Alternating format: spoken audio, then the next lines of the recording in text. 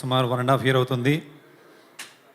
But day 1 నుంచి చందు గారు ఈ స్టోరీ చెప్పిన దగ్గర నుంచి చెప్పి మమ్మల్ని అందరిని ఇన్స్పైర్ చేసి ఈ సినిమాని ఎక్కువగా ప్రేమించేలాగా, ఎక్కువగా ఆరాధించేలాగా వర్క్ చేసేలా చేసుకున్నారు.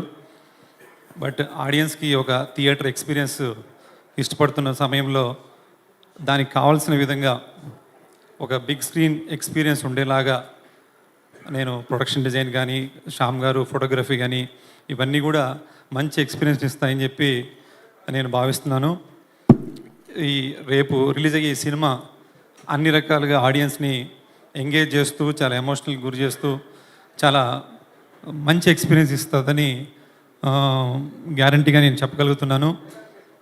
రేపు రిలీజ్ తర్వాత సక్సెస్ మీట్లో ఇంకొంచెం మాట్లాడడానికి అవకాశం ఉంటుందండి. థ్యాంక్ యూ నాగేంద్ర గారు. ఇప్పుడు మనం ఆ చివరికి వెళ్దాం అనమాట. బుజ్జి తల్లి అనుకుంటూ సో అంత బ్యూటిఫుల్ లిరిక్స్ వచ్చింది ఇక్కడ నుంచి. ఇప్పుడు మాటలు వస్తాయి. శ్రీమణి గారు మాట్లాడండి. అందరికీ నమస్కారం. పాటలన్నీ వచ్చాయి, బాగా విన్నారు, పాటలు మాట్లాడుతున్నాయి. ఇవాళ ఇంకో పాట రిలీజ్ ఉంది, ఆజాదీ. ఈ సినిమా ఎంత బాగుంటుంది అని చెప్పడానికి ఆజాదీలో ఒక 2 లైన్లు రాసి చెప్పచ్చు, యాక్చువల్ పాడి చెప్పచ్చు. రిలీజ్ అయిపోయింది అంటున్నారు కాబట్టి ఆదిత్య వాళ్ళు బ్రహ్మాండంగా ఆ చరణం అయితే చాలా బాగా నచ్చింది. దేవి గారికి కూడా, చందు గారికి, వాసు గారికి వాట్సాప్లో మెసేజ్ పెట్టి మరీ చెప్పారు. సో చాలా మంచి లైన్స్ వచ్చాయి, కథలో నుంచి వచ్చాయి. కాలే కాలే నిప్పుల్లోన మండే మండే ఉక్కుతీగా ఉండి ఉండి ఒక్కసారే చురకత్తైపోదా. స్వేచ్ఛారాజ్యం తెచ్చుకుంది, రాజ్యాంగాలు రాసుకుంది, రాజుల కాలం పోయింది, ఇంకా అర్థం కాలేదా. మనమెందుకు మనకెందుకు అనుకోవడం మొదటి ఓటమి, మనదే ఇది మన కథ ఇది అంటూ సాగరా. ఆజాదీ ఆజాదీ ఆజాదీ ఆజాదీ ఆజాదీ. దేవి గారు, sorry for the option tune. So చాలా మంచి పాట. ఇందులో ప్రతి సిచ్యువేషన్ ఎంజాయ్ చేసాం. అండ్ చందు గారు అంత అద్భుతమైన సన్నివేశాలు క్రియేట్ చేశారు. రైటర్స్కి హెవెన్ లాంటి ఫిల్మ్ ఇది. ఎందుకంటే అంత మంచి సాహిత్యం కుదరాలి అని అంటే కథలో అంత సాహిత్యం ఉండాలి. అంత సాహిత్యం ఉన్న కథ అందరికీ నచ్చుతుందని మనస్ఫూర్తిగా కోరుకుంటున్నాను. Thank you so much.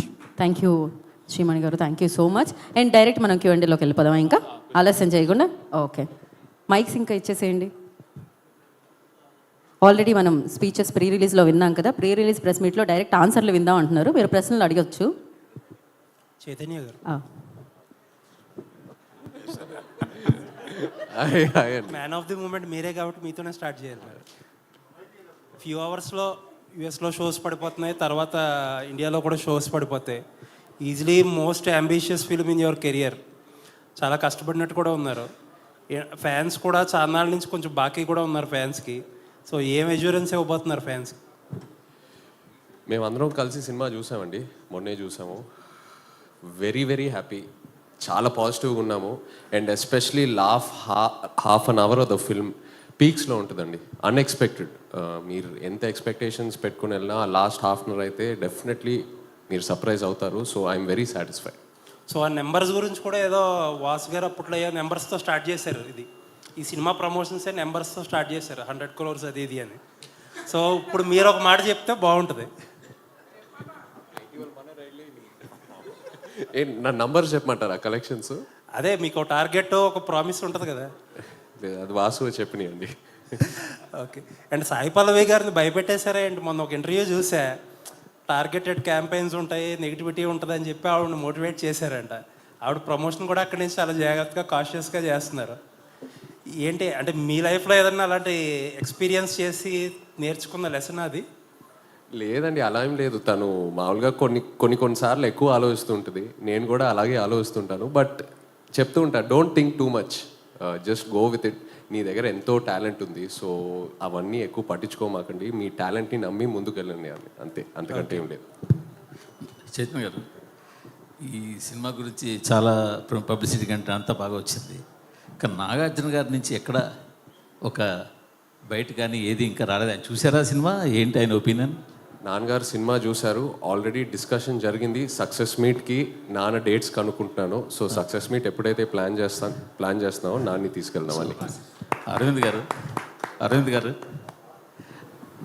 గారు అంటే వెల్ ప్లాన్డ్. ఒక మాట మాట్లాడినా దాని వెనకాల ఎంతో చాలా ఆచితూచి మాట్లాడతారు. ఒక పని చేసిన అసలు ఏ విషయంలోనైనా